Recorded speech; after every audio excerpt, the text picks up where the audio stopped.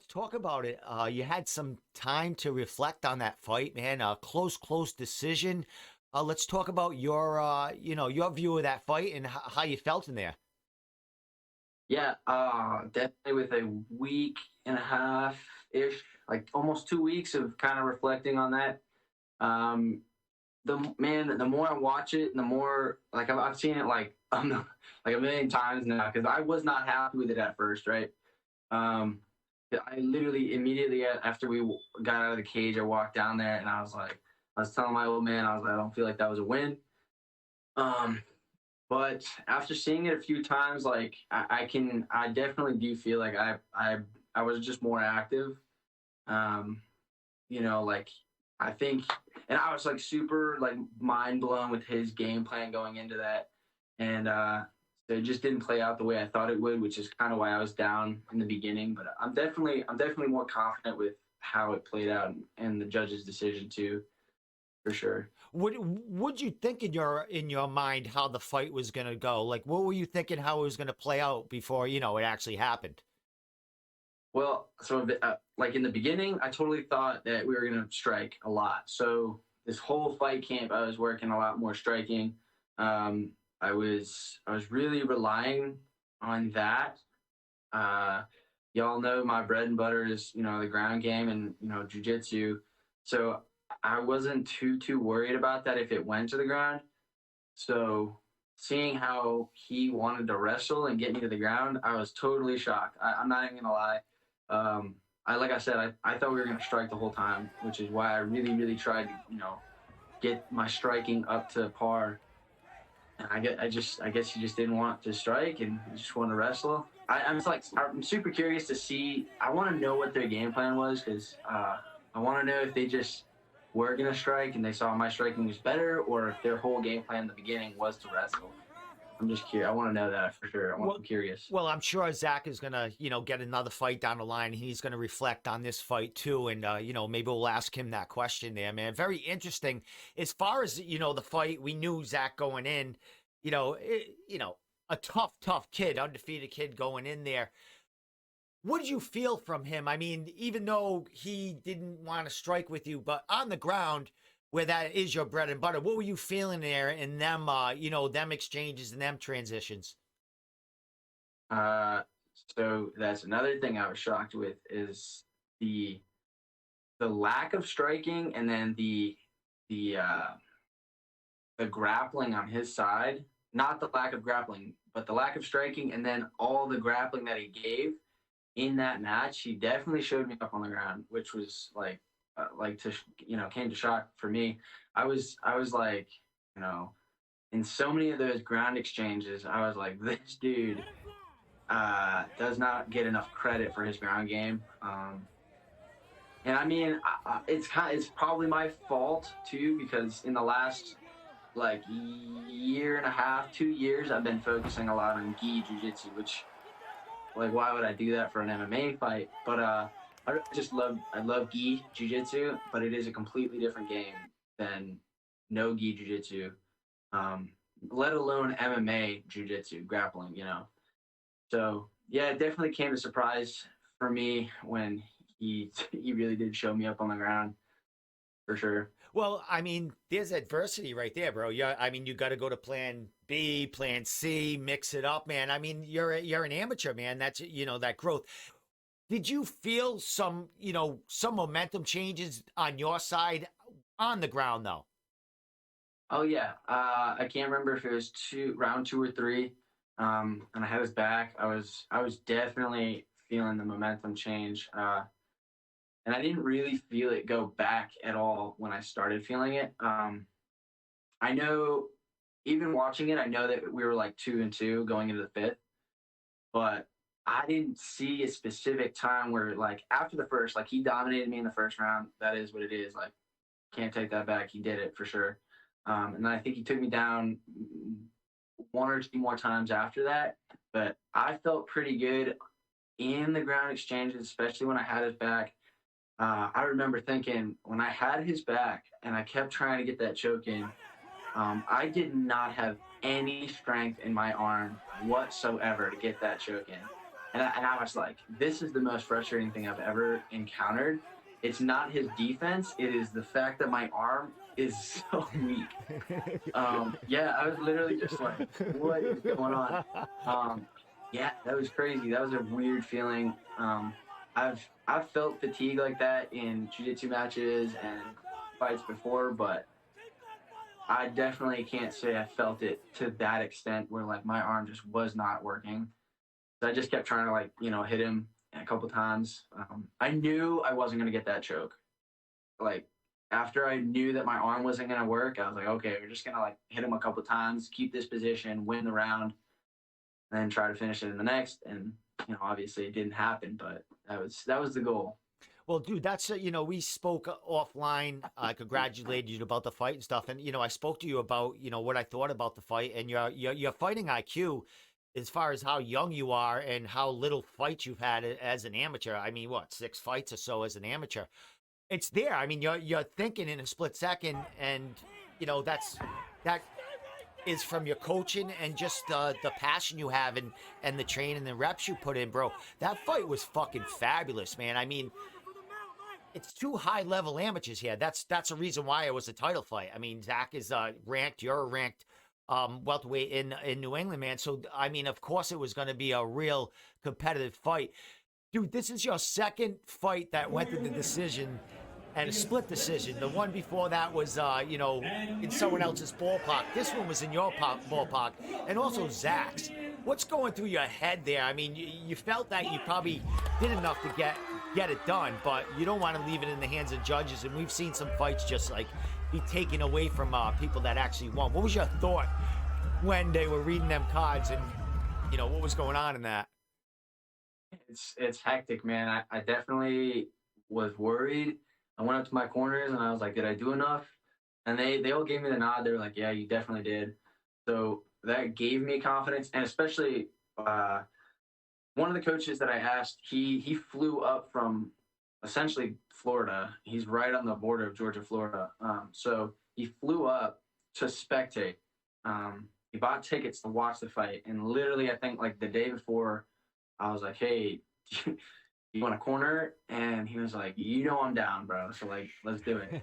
Uh, and it was the same coach that had he had cornered me for my last fight in Florida, right? So I think it was in Tallahassee, and we had a split decision then.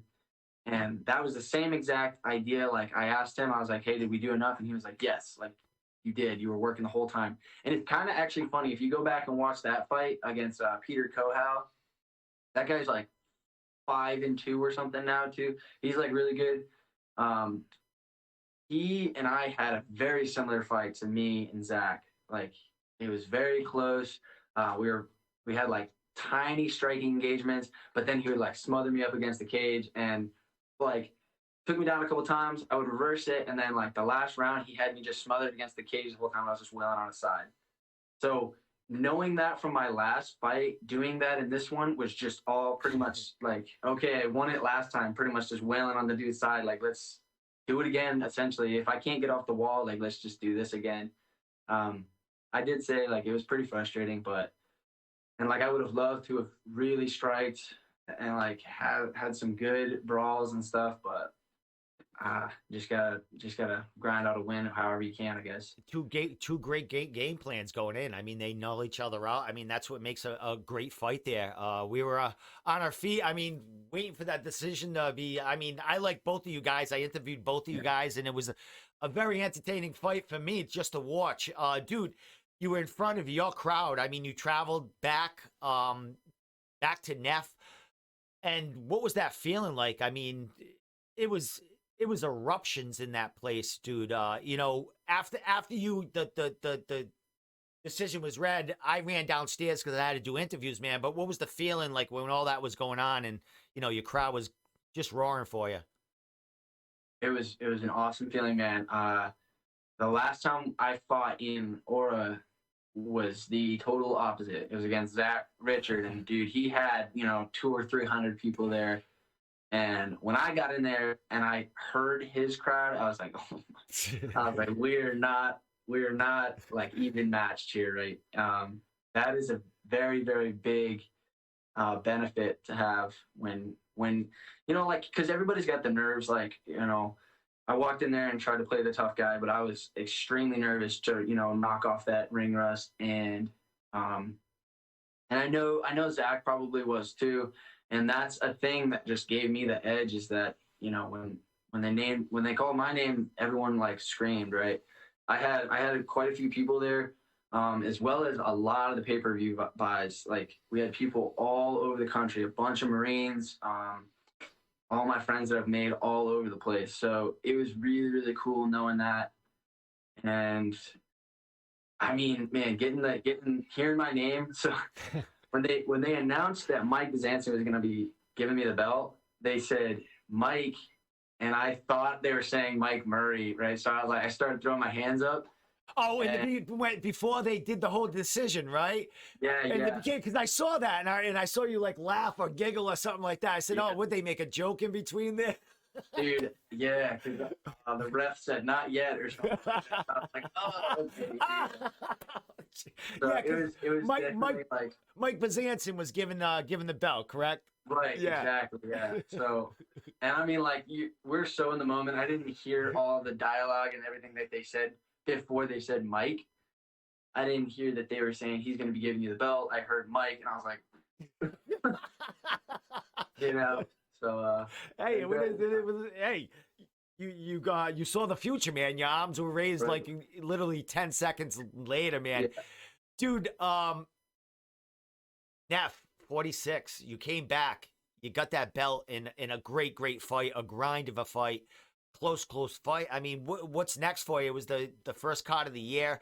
You're out of town. I mean, you're doing your thing. Do you relax a little bit? I know you had another jiu-jitsu tournament last week. You're still doing a bunch of shit, but what are you looking forward to in 2022? You taking a little rest? Are you jumping back in the cage? What's going on with you? Well, it's actually kind of funny because we had this big fight, and then I sandwiched two jiu-jitsu tournaments on the outsides of that fight. Did one the weekend before, had the fight, and then did one last Saturday. And that's why I'm wearing the heel hooks shirt. I got so messed up in this last jiu-jitsu tournament. So I say so messed up. It just really, I got heel hooked super bad. I can imagine. You got the shirt. You had to buy it just. Well, no, it's actually funny because I bought this way long ago. Right. I shouldn't have bought this, but I did, and it kind of fits now. So definitely got to work on our leg game, so that doesn't happen in the future. But yeah, so for the future, I'm definitely gonna like take a second to breathe. Just not too long, but I got a lot of offers now. It's crazy how that happens. Like, guys in Pennsylvania, I'm not gonna like say any of the promotions, but there's promotions like asking me to fight for their title, their 55 title and stuff. I was like, I'm not going back down to 155. But yeah, I mean, there's a lot of options on the table right now. I even got like jiu-jitsu super fight offers and stuff like that too. So as far as seeing me back in New England, we will see. It's gonna kind of depend on the fight itself. There's guys, wanting to fight just for the belt, right? And they're like, it sounded like a hypocrite because I fought for a belt when I was 2-0, but that's kind of like the offers right now. I'm just like, I don't want to sound like I'm like above that because I'm not. But I kind of want to fight somebody. He knows who he is, but Oh, there's a name out there somewhere. All right, then. All right. I feel like it's obvious and it's out there. And if it never happens, it never happens. If it does, then it does. But that's about it. That's pretty much where I'm at this point. Unless I get a really, really good offer besides that one. Dude, I totally understand. I mean, you only have 6 fights in the amateur, 4-2, but I mean, you fought beasts. You've had some really tough fights. I mean, fighting a 2-0 kid, you needed someone up the same level. I mean, there could be 2-0s out there that are, at that level, but you'd rather have someone that's had more experience in there in a bigger fight. And I see exactly where you're going. You want to go up, not backwards, because it's just going to make you better. So, dude, pleasure fucking watching you, a couple of Saturdays ago. Dude, I was all over the place. I love that place. So, like, I'm a kid in a candy store and that. I know you were busy after. It was crazy trying to get interviews. Like, you guys are bunched up like a football huddle. Like, I Yeah. mean, I think you're stretching right near the guy you're probably fucking fighting. It's like crazy down there, man. So I appreciate you giving me the time, after and reflecting on that win, man.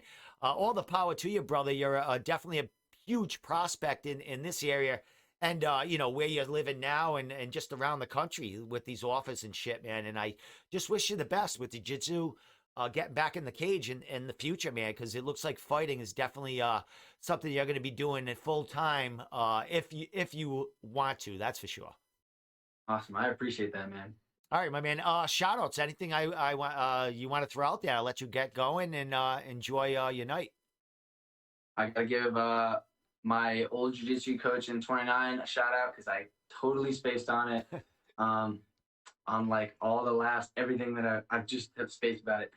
Paul Wu, he's out in Japan now, so shout out to him. Mark Alecko is my old striking coach from California as well. All my boys in DCBJJ, the G squad over there, and then yeah, man, you guys can look up the picture, the banner picture of all me and my sponsors and my corners. So Excellent, my man. Well, yeah, a couple of shiny belts there on your left there, bro. So sure. maybe you'll be adding another one down the line, bro. Why not? Whole collection, Absolutely. bro. With that said, bro, thank you so much for giving me the time, and we'll definitely talk when something's coming up, man. Let's chat again, and we'll promote whatever's going on for you. For sure, man. Sounds good. All right, man. We'll talk later. All right, see you.